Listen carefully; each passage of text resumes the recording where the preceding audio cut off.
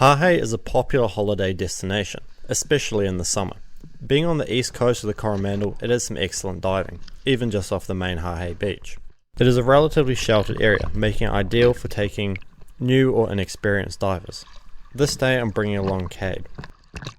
In spite of the great accessibility, there is still an abundance of marine life here at Hahei. This can be attributed in part to the marine reserve on the northern end of the beach. Today we are diving the southern end.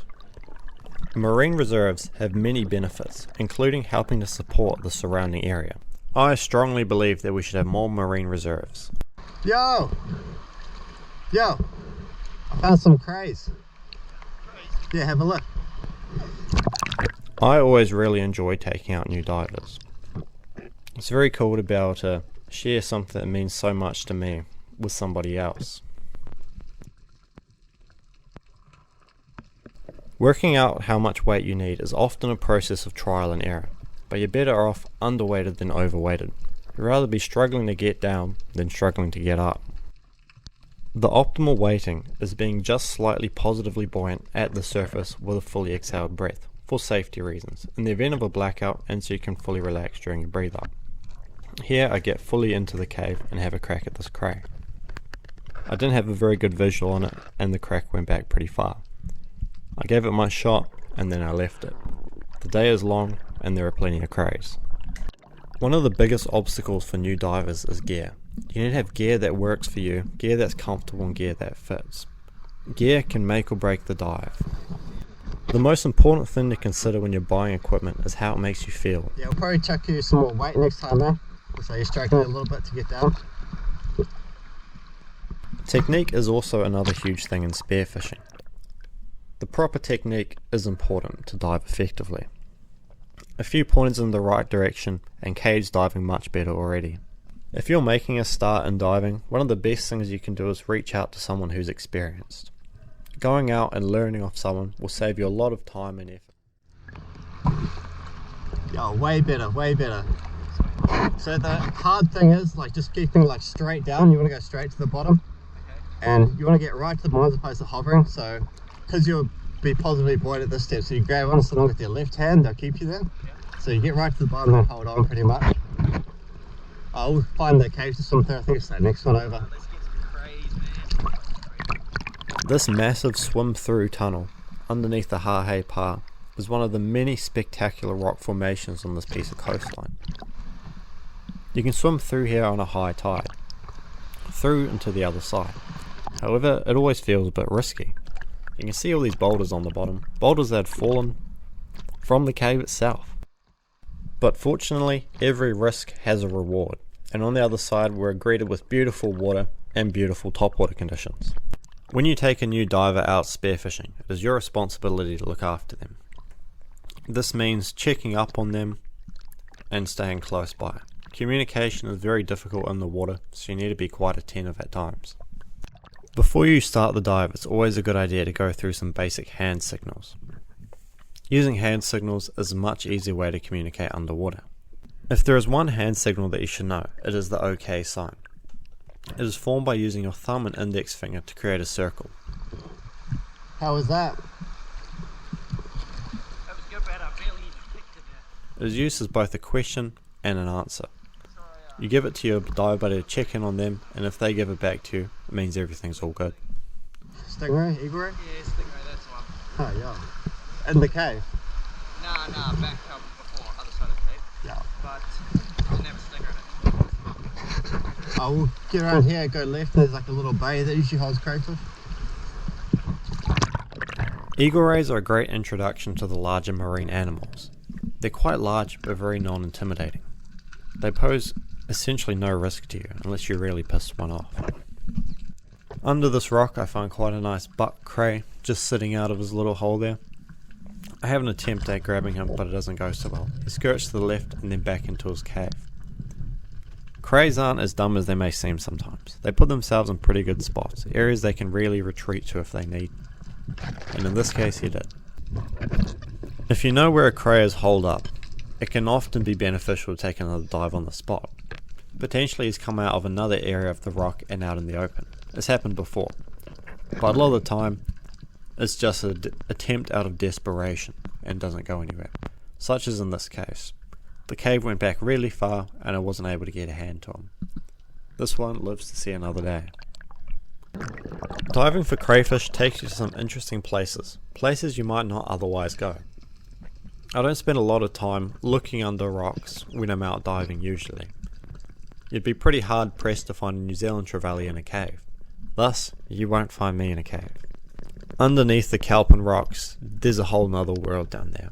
It's populated by different organisms, different fish, different crustaceans than you're going to find out in open areas or on the top upper layers of the water column. Looking for crayfish can often get you into some pretty tight spots, so it's important to have your exit planned and not overcommit. It's not worth getting stuck inside a cave, however many meters under the water for a crayfish. In my pursuit of the old rock lobster, I found this really cool overhang. An overhang that was just Swiss cheese basically. These fish that you're seeing here are big eye, are generally nocturnal fish, but you can often find them in caves hiding out during the day.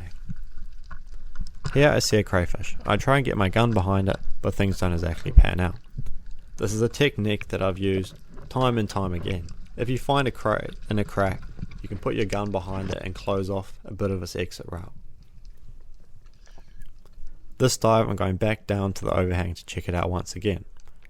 An area like this is pretty much bound to hold crayfish.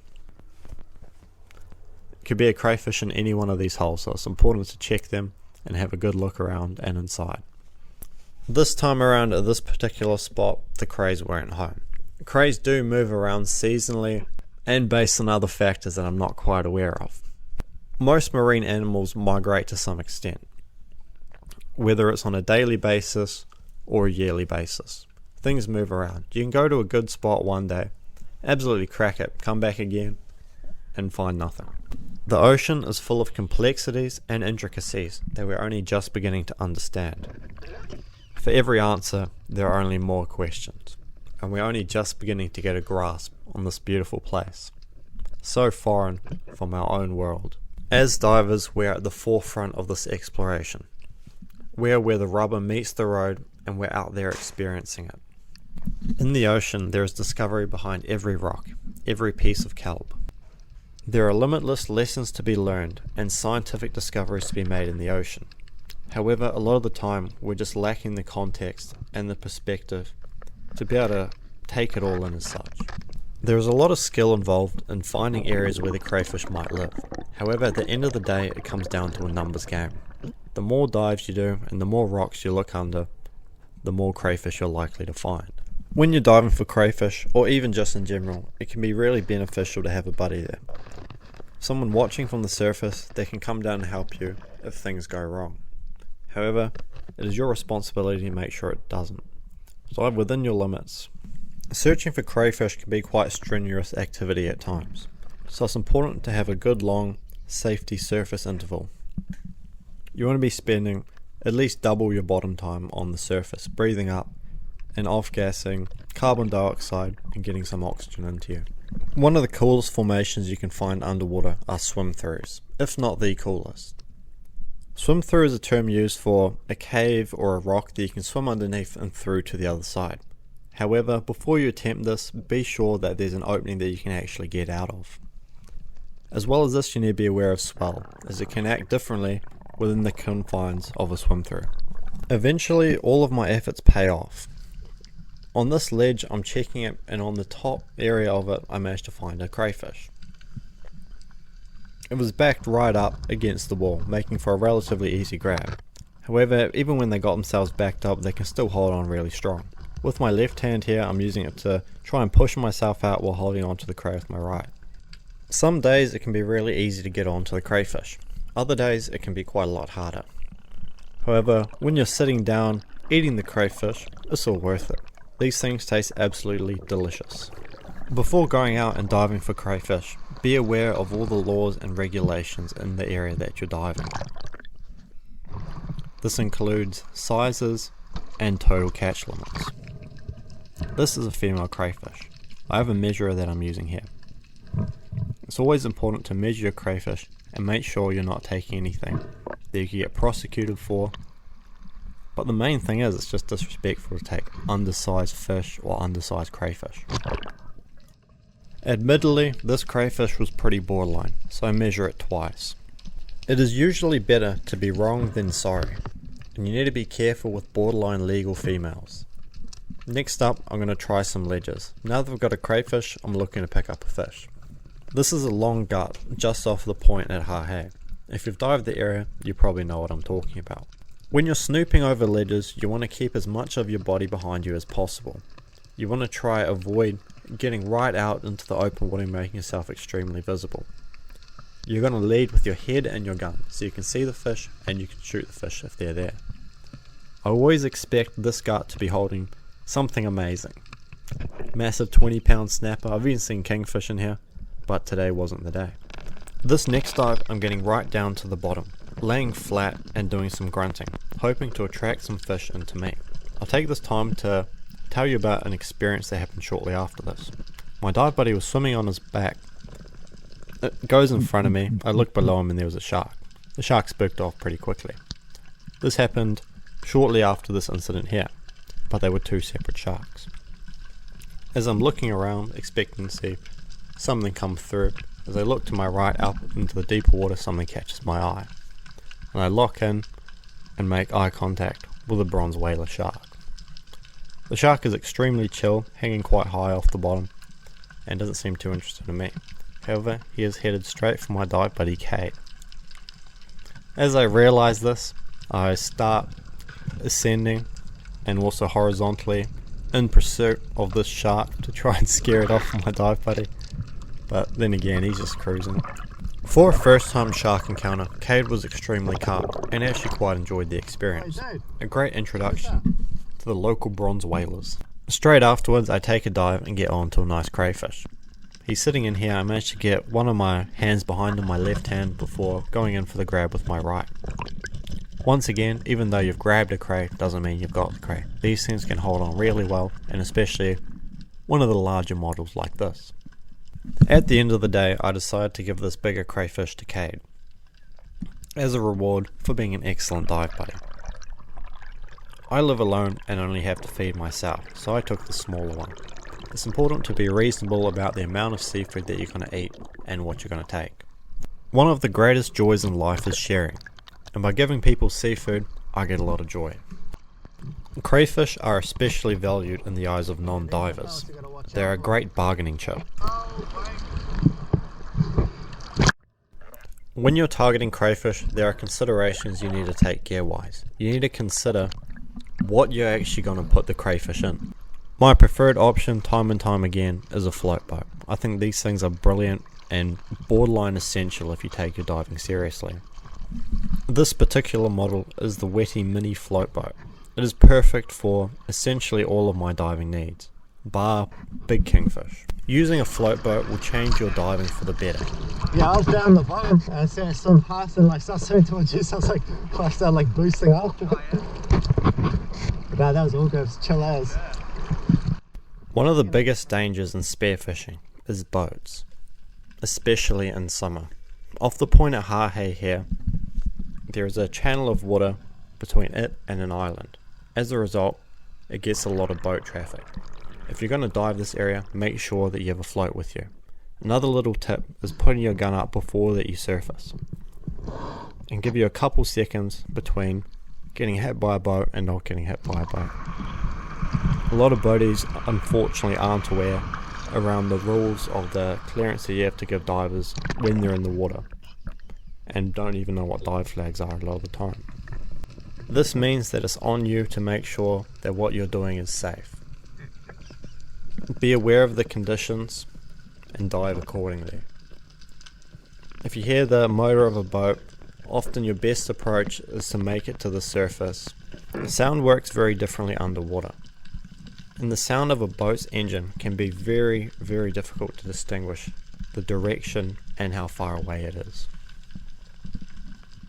As a result, there are some precautions that you can take to reduce the probability, but there is always a chance that you could get hit by a boat, and it's something that you need to be aware of out there. I begin to wrap up this dive as I can hear the sound of a boat's motor, and I have no idea where exactly it is. As I make it to the surface, I'm going to lead with my gun as an extra safety precaution. While there are bad boaties, there's also a lot of good boaties. People that know what divers are like in the water and where they're likely to be. When I made it to the surface, there are multiple people on the boat with their eyes in my direction. These guys get the seal of approval from me. The Fitty Angler crew, you guys are alright. On our way back in, I decide to head out to the deep areas while Cade explores the shallows. It's relatively safe diving, so I felt that he could do it unaccompanied after the experience he had gained throughout the day in much deeper water. I stayed out in the depths and found this really nice fishy spot. I was hoping to pick up a fish on my way in, but there wasn't much in the way of target species, despite plenty of other fish. Beautiful diving regardless, however, I didn't find what I was hoping to. Two-spot demoiselles are beautiful little fish, and often occur in surprising abundance, creating dense clouds, often very friendly and approachable. More often than not, they will approach you. Fish are by nature very curious, and these ones know I am no threat to them, so they don't mind coming a bit closer. Thank you for your time. We appreciate you coming diving with us. This episode's sustainability message is be aware of both catch and size limits in the area that you're diving.